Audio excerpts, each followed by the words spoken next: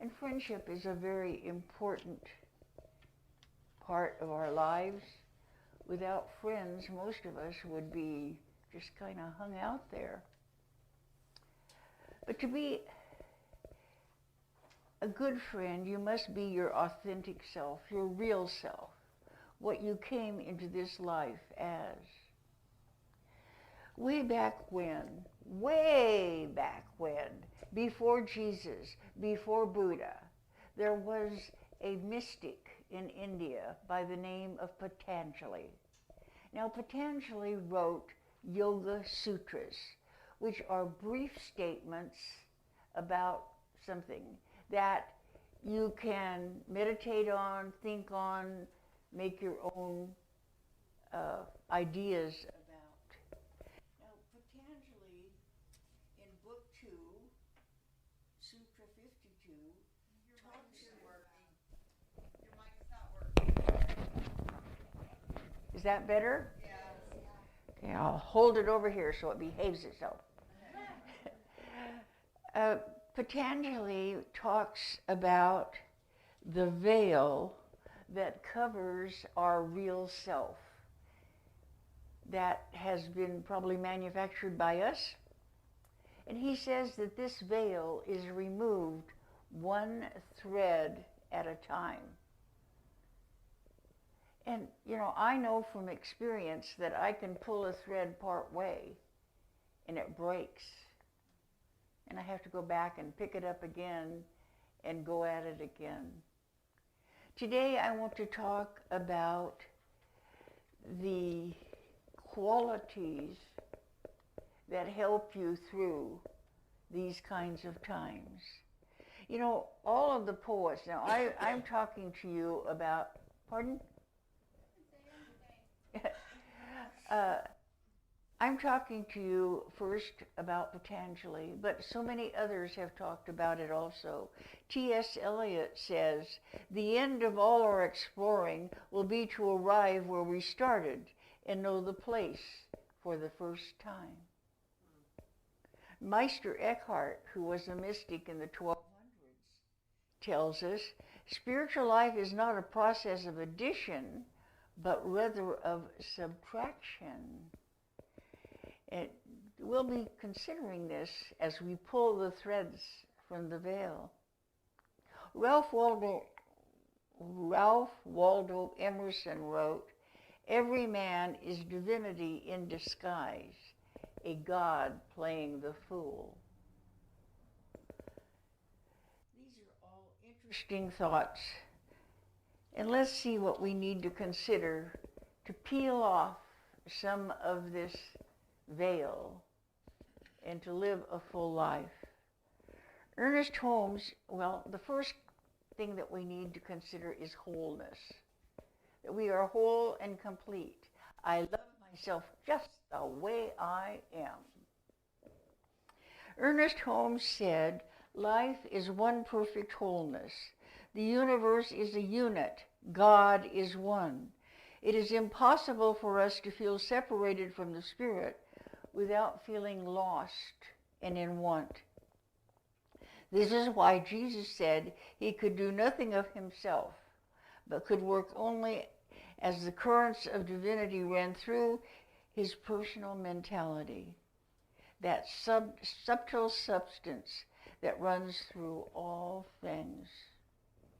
Babaji, another Indian mystic, when asked if he was God, he replied, God is everywhere. I'm local. And we all are local presentations of God. So our relationship to the whole is the starting point for us to know our real selves. As we realize our oneness with all, we subtract the mask of shame, that we are flawed. I love myself just the way I am. We subtract the mask of lack, that we do not have enough. We subtract the mask of I am always right. I did my part. Maybe it takes just one more step to really complete it. Let's say it all together.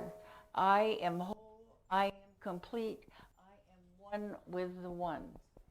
I am whole, I am complete, I am one with the one. The second quality that I want to talk about is reverence. Now remember, each of these are a way to pull the thread in the veil over your real self, that you can become the person you are meant to be. And how does this relate to friendship? Well, if you aren't your good self, it's pretty hard to make friends. And we all need friends. The second quality is reverence. Having reverence for any person or living thing is recognizing the presence of life within form and honoring it as sacred. Dennis Merritt Jones writes, reverence awakens us to a deep understanding that to do harm to another is to harm ourselves.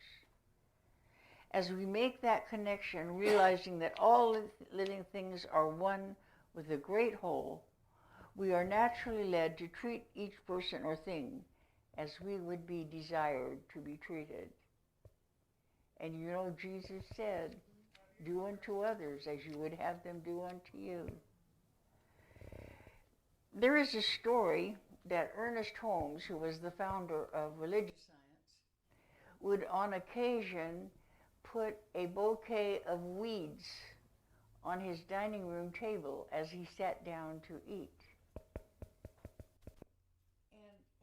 And he used this as a reminder that nothing is bad or good, it's just our perception of it. Weeds are fine, just like roses. When we are reverent, we drop the mask of judge, one who labels everyone and everything based on external appearances. Also the mask of selfishness, a choice to take from others and life itself, using everyone and everything with no thought of giving back to life.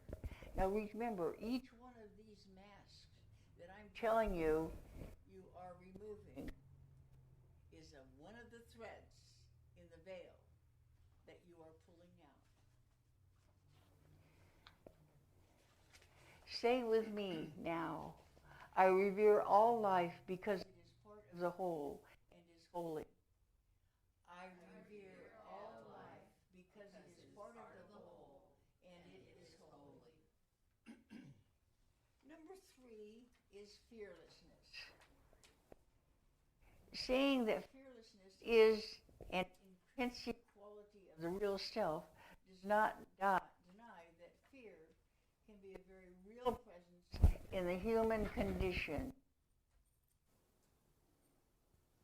And that is exactly the point. It is in the human condition, not the experience of the real self. Fear is born out of attachment to things. Said, or another way, fear is born out of not wanting to lose people or things. We are afraid we might lose love, health, money, reputation, beauty, and the list goes on and on. Fear is born out of attachment to things. We'll go back. The real self has no concept of fear. He has no concept of loss, only the wholeness of being in the present moment. Fear is probably the most universally worn mask because our attachment to loss has so many tentacles. The masks of fear include anger, which is the fear of losing control over something or someone else's behavior. Jealousy, which is the fear of losing someone's affections. Envy, which is the fear that you are not enough.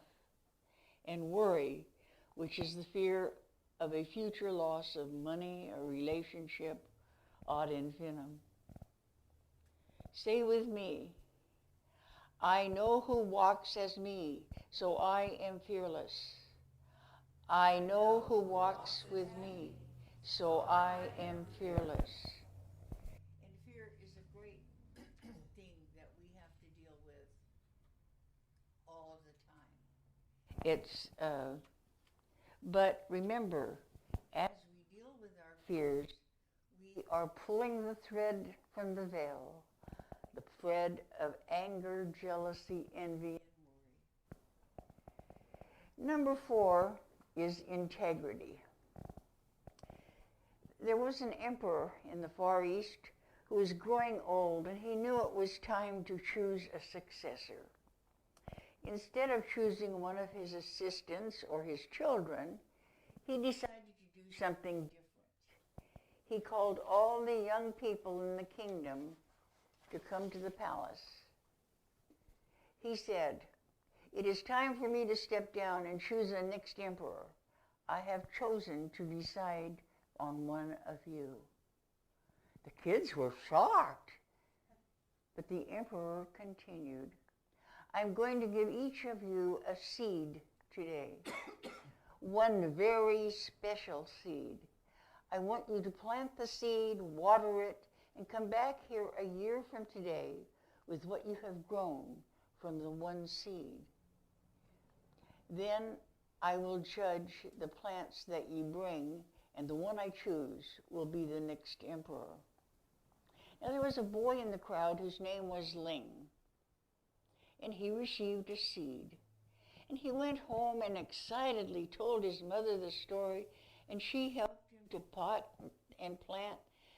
get a pot and planting soil, and he planted the seed, and he watered it carefully. Every day he would water it and watch to see if the seed had grown. After about 3 weeks, some of the other youth began to talk about their seeds and the plants that were beginning to grow. Ling kept watering and caring for his seed, but nothing grew. 3 weeks, 4 weeks, 5 weeks went by, still nothing. By now, others were talking about their plants, but Ling didn't have a plant, and he felt like a failure. 6 months went by, still nothing in Ling's pot. He just knew he had killed his seed. Everyone else had trees and tall plants, but he had nothing. Ling didn't say anything to his friends, however. He just kept waiting for his seed to grow. Eventually, a year went by, and the appointed day arrived for all of the youth of the kingdom to bring their plants to the emperor for inspection. Ling told his mother that he wasn't going to take an empty pot. He just couldn't face the embarrassment that he had killed his seed. But she told him he had to be honest about what happened. Although he really didn't want to, he knew his mother was right, and he took his empty pot to the palace. When Ling arrived, he was amazed at the variety of plants grown by the other youths.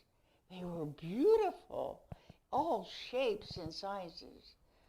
Ling put his empty pot on the floor, and many of the other kids laughed at him. A few felt sorry for him and said, "Hey, nice try." When the emperor arrived, all the kids were laughing and making fun of him. The emperor asked, as he surveyed the room and greeted the young people, "Ling just tried to hide in the back.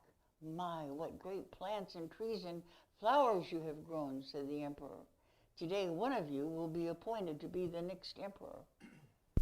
All of a sudden, the emperor spotted Ling at the back of the room with his empty pot. He ordered his guards to bring him to the front.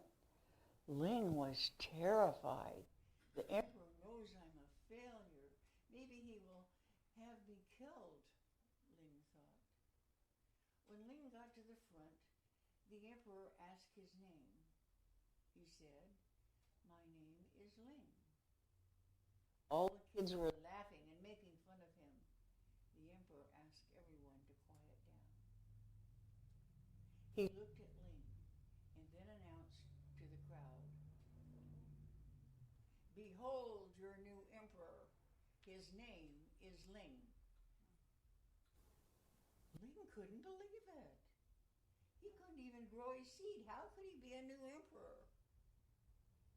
Then the emperor said, 1 year ago today, I gave everyone here a seed. I told you to take the seed and plant it and bring it back today. But I gave you all boiled seeds, which would not grow. All of you except Ling have brought me trees and plants and flowers. When you found that the seed would not grow, you substituted another seed for the one I gave you. Ling was the only one with the courage and honesty to bring me a pot with my seed in it. Therefore, he is the only one with integrity to become the new emperor. Integrity, something that we face every day of our lives. Choosing between this way or that. When we live from the real self, the intrinsic quality of integrity moves through us in a way that gives us the strength and courage to be the person we know we came here to be, even when no one is watching. Number 5 is humility. St. Augustine once said, do you wish to rise? Begin by descending. You plan a tower that will pierce the crowds. Lay first the foundation of humility.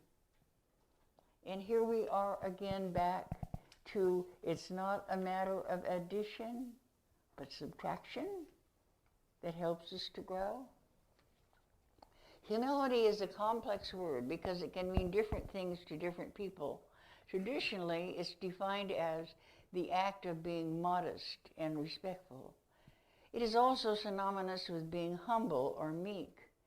Jesus said on the Sermon on the Mount, blessed are the meek, for they shall inherit the earth. But you know what? When you go back to the Aramaic translation of the word meek, we find that it is teachable, open, and receptive. Let's check back our openness. That is our humility. There was an advertisement that appeared in a newspaper recently, and it read like this. Single black female seeks male companionship, ethnicity not important. I am a very good-looking girl who loves to play. I love long walks in the woods, riding in your pickup truck, hunting, camping, and fishing trips, and cozy winter nights lying by the fire. Lovingly prepared dinners will have me eating out of your hand. I'll be at the front door when you get home from work, dressed in what nature gave me. Kiss me, and I'm yours. Call XXX phone number and ask for Daisy. What do you think that ad was all about? Well, if you're thinking what most people would be thinking, you'll be just as incorrect as the 150 men who called the number and found themselves talking to the Humane Society about an 8-week-old black Labrador retriever named Daisy. Be open in humility, open to new ideas, open to new possibilities, open to new ways of being, open to new beliefs, open to others, with no need to be validated, approved, loved, or fear. Just open and receptive to life. Be a good friend. Be open. Now, number 6 is equanimity. Gee, that's a big word. Come on. What does it mean? Well, according to the dictionary, evenness of mind, especially under stress. Spiritually, it's a balance and even state of mind with the soul. It means being anchored in a state of mindfulness that is not disturbed with our human emotions, either negative or affirmative. A story is told again of a king who did not have much equanimity. He seemed to be easily tossed about by life. He got very, very upset when things went wrong. He got all puffed up and filled with himself when things went well. And he didn't like either one. He knew that to be an effective king, he needed more equanimity. So he called all the wise men and his sages in and gave a commandment. I need you to craft for me a saying, something short that I can have inscribed on the inside of this ring that will give me comfort in times of trouble and perspective in times of plenty. Off the sages and wise men went and worked and argued and disagreed. And finally they came up with a saying and presented it to the king inscribed inside a ring. And it said, "This too shall pass." To live in equanimity means that you are receiving whatever is in the moment through the neutral eyes of the silent witness. Well, now, those are the first 6 qualities that I'm talking about.